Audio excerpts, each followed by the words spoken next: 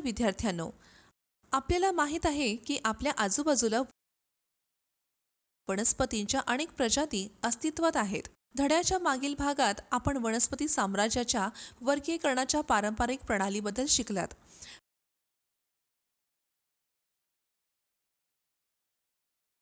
वनस्पतीचे साम्राज्य 2 उपराज्यांमध्ये विभागले गेले आहे, ज्याला नॉन फ्लॉवरिंग प्लांट्स क्रिप्टोगॅम्स आणि फ्लॉवरिंग प्लांट्स फेनोरोगॅम्स म्हणतात.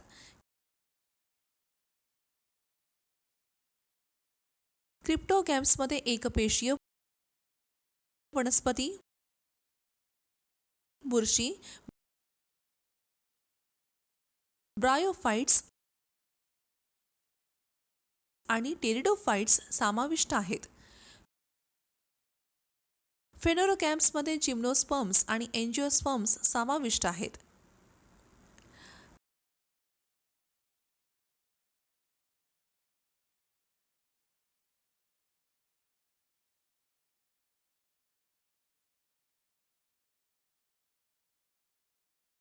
आता तुम्ही वर्ग 8वीच्या जीवशास्त्राच्या प्लांट किंगडम भाग 2 या धड्यात टेरिडोफाइट्स, जिम्नोस्पर्म्स आणि एंजिओस्पर्म बद्दल शिकणार आहात. आता तुम्ही वर्ग 8वीच्या जीवशास्त्राच्या प्लांट किंगडम भाग 2 या धड्यात टेरिडोफाइट्स, जिम्नोस्पर्म्स आणि एंजिओस्पर्म बद्दल शिकणार आहात. कोनिफेरल्स परिणाम सदाहरित झाडे आहेत ज्यांचे स्वरूप शंकूसारखे आहे. प्रकारचा अभ्यास त्यांना केल्यावर सुईसारखी आपण पाने किंवा याबद्दल खवले जाणून घेण्यास असतात. तयार असाल. बिया पंख असलेले असतात आणि मादी शंकूमध्ये तयार होतात. टेरिडोफाइट्स, उदाहरणार्थ विनाशकरण पिनस आणि एस्पियस, आर्थिक उपयोग. ग्नेटेल्स हे वनस्पतींचा एक लहान गट आहे. त्यांच्यात एंजिओस्पर्म सारखे प्रगत वर्ण असतात. बीजांड उघडे असतात टेरिडोफाइट्स परंतु पासून फुलासारख्या ब्रायोफाइट्स वेगळे कोंबावर करा. विकसित होतात. उदाहरणार्थ ग्नेटेम एस्पियस. जिम्नोस्पर्म्स वर्ण, वर्गीकरण आणि महत्त्व.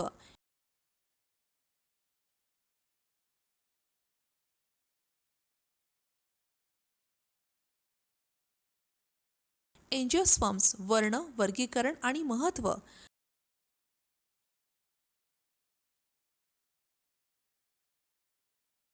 वर्गीकरण. द्विपदी नामकरण.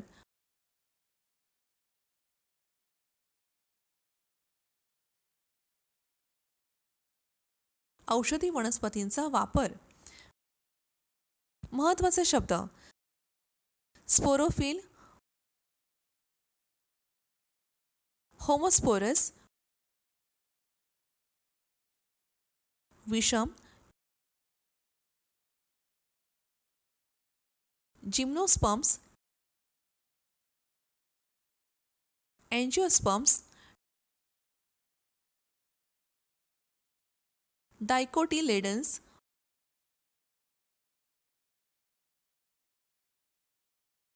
मोनोकोटिलेडोन्स, कॅलिक्स, कोरोला, परागण. वर्गीकरण. द्विपदी नामकरण.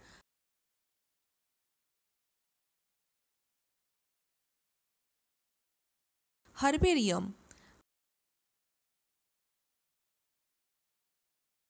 चला वनस्पती साम्राज्यावरील संकल्पना नकाशामध्ये पाहूया.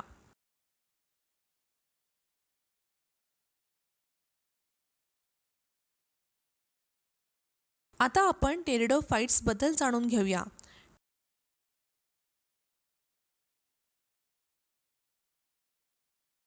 टेरिडोफाइट्स ही जायलम आणि फ्लोएम असलेली पहिली खरी जमीन आहे.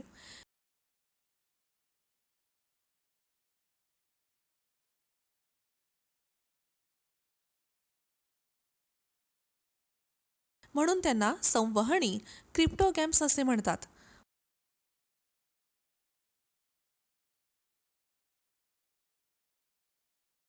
मुख्य वनस्पती शरीर खऱ्या मूळ, स्टेम आणि पानामध्ये वेगळे केले जाते.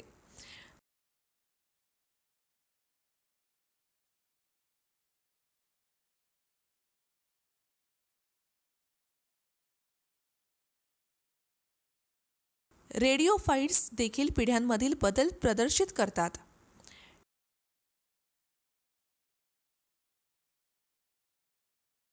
डिप्लॉइड स्पोरोफिटिक फेज हेप्लॉइड गेमोफायटिक फेजसह बदलते.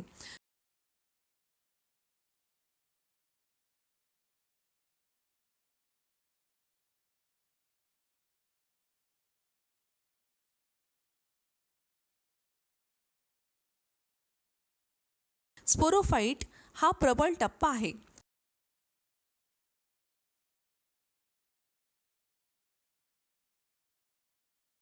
स्पोरोफाइट्स बीजाणूद्वारे पुनरुत्पादित होतात.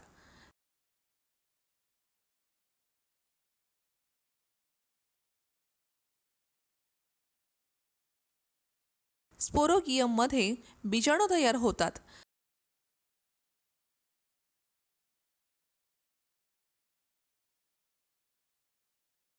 स्पोरोंगिया धारण करणाऱ्या पानांना स्पोरोफिल असे म्हणतात.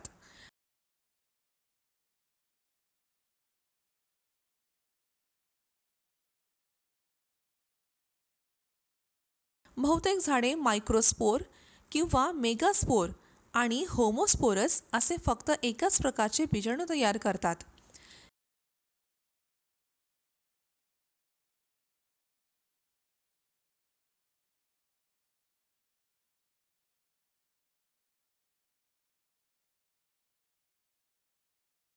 काही वनस्पतींमध्ये मायक्रोस्पोर्स आणि मेगास्पोरस दोन्ही तयार होतात आणि त्यांना हेटेरोस्पोरस म्हणतात.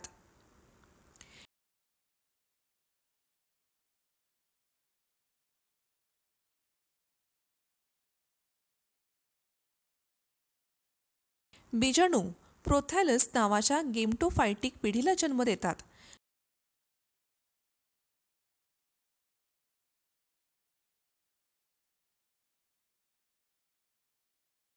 जी अल्पायुषी आणि स्वतंत्र असते. गेमोफाइट्स बहुपेशीय लैंगिक अवयव तयार करतात.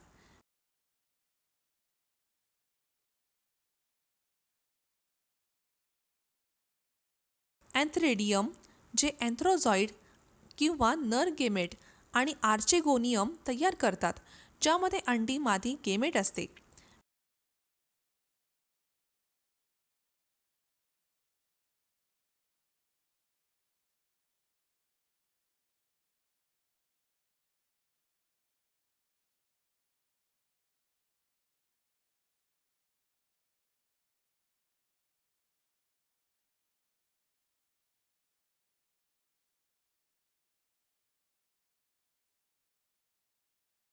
अँथ्रोझॉइड अंड्यासह फलित होते आणि डिप्लॉइड झिगोट तयार करते.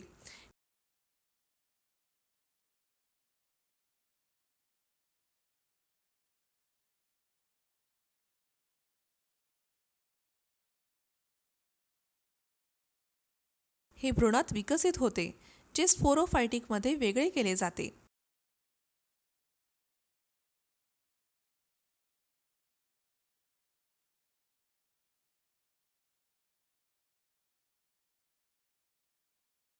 टेरिडोफाइट्सचे वर्गीकरण.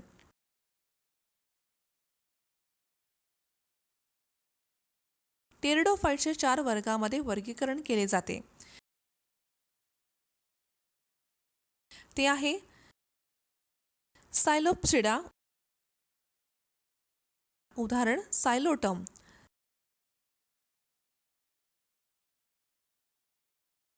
लाइकोप्सिडा, उदाहरण लाइकोपोडियम.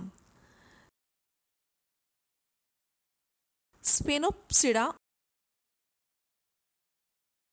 उदाहरण इक्वेसेटम.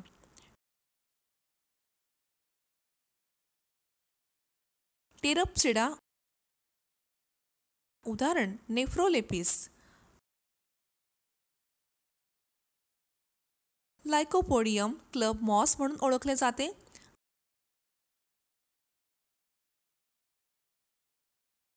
आणि इक्वेसेटम घोडा शेपूट म्हणून ओळखले जाते.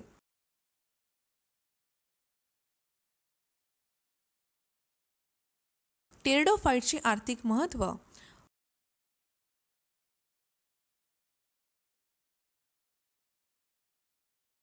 फर्न शोभेच्या वनस्पती म्हणून वापरतात.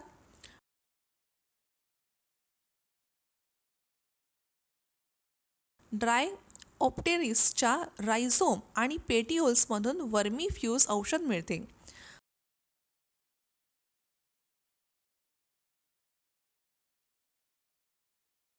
मर्सेलिया वॉटर फर्नच्या स्पोरोकार्पचा वापर काही लोक अन्न म्हणून करतात.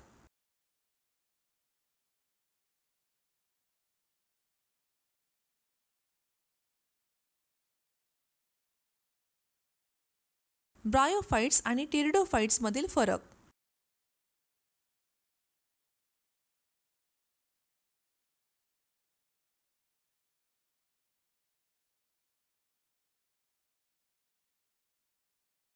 जिम्नोस्पर्म्स विषयी अभ्यास करूया.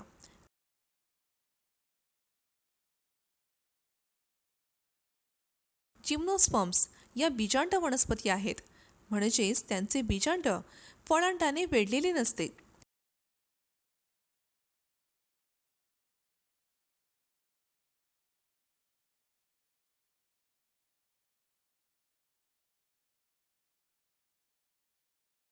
जिम्नोस्पर्मच्या जीवनचक्रात 2 टप्पे असतात. गेमटोफायटिक आणि स्पोरोफायटिक.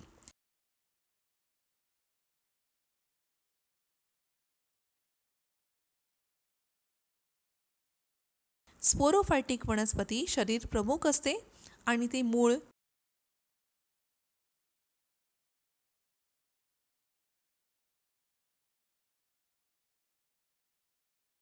खोड आणि पानामध्ये विभाजित असते.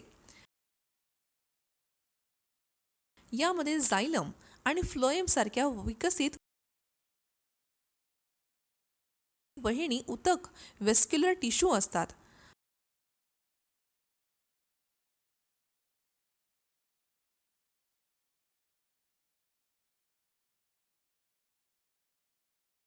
पाण्याच्या वहनासाठी ट्रेकेड आणि अन्न वहनासाठी सीव सेल असतो.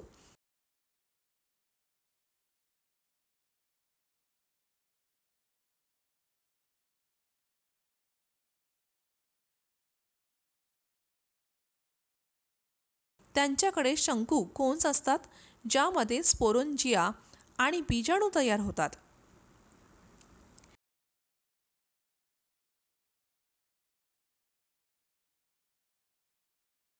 जिम्नोस्पर्मचे वर्गीकरण. जिम्नोस्पर्मचे 4 वेगवेगळ्या प्रकारांमध्ये विभागले जातात.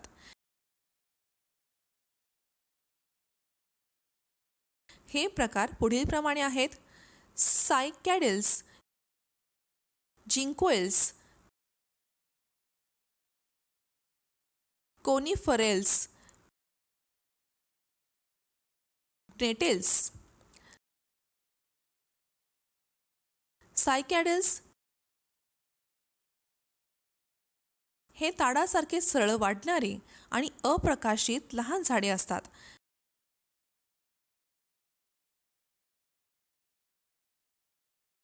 पाणी पिसासारखे संयुक्त असतात आणि मुकुटासारखी दिसतात. यामध्ये टॅपरूट सिस्टीम आणि कोर्लॉइड मुळे असतात.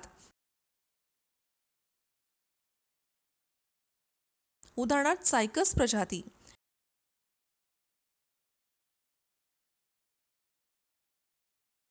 जिंकोएल्स ही मोठी झाडी असून त्यांची पाने पंख्यासारखी असतात.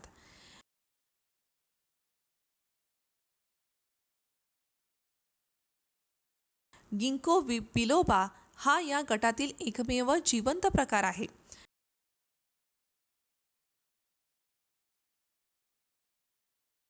या वनस्पतींना अप्रिय वास येतो.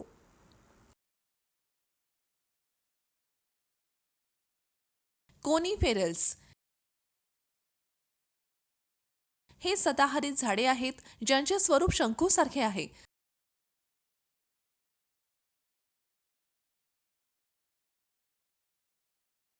त्यांना सुईसारखी पाने किंवा खवले असतात.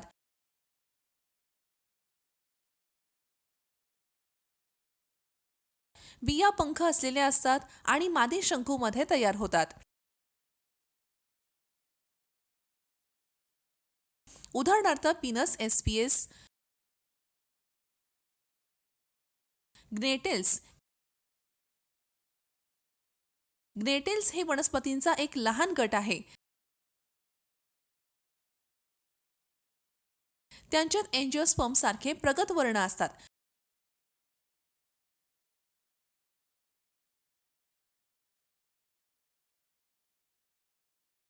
बीजांड उघडे असतात परंतु फुलासारख्या कोंबावर विकसित होतात.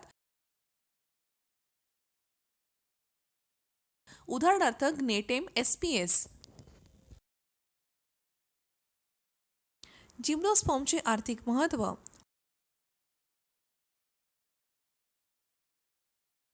अनेक कोनिफर झाडांची लाकडे कागद उद्योगासाठी वापरली जातात. उदाहरणार्थ पायनस, ॲगॅस्थिस. कोनिफर झाडे बांधकाम, पॅकिंग आणि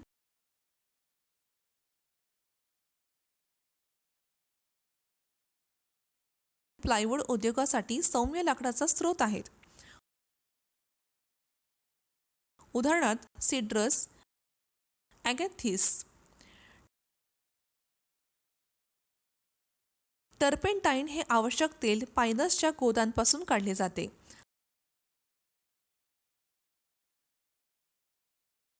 आणि ते रंग तयार करण्यासाठी वापरले जाते.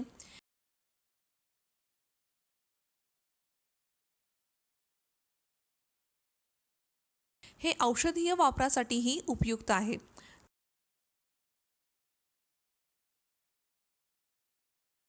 जसे की दुखापत, ब्रोंकायटिस यांसाठी आराम देण्यासाठी. पायनस, जेरार्डिया डियाना यांचे बिया खाद्य आहेत.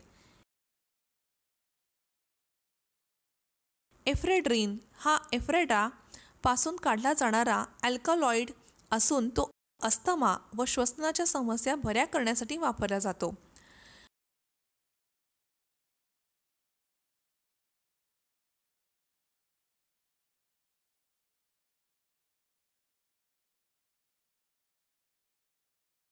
ॲरोकारिया बिडविल्ली ही एक शोभेची वनस्पती आहे.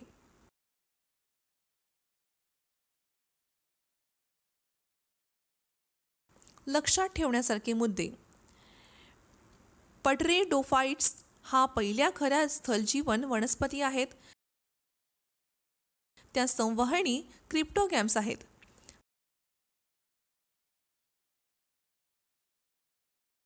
पटेरिडोफाइटिस मध्ये प्रमुख अवस्था ही स्पोरोफायटिक अवस्था आहे. जिम्नोस्पर्म्स या बियांना आवरण नसलेल्या वनस्पती आहेत.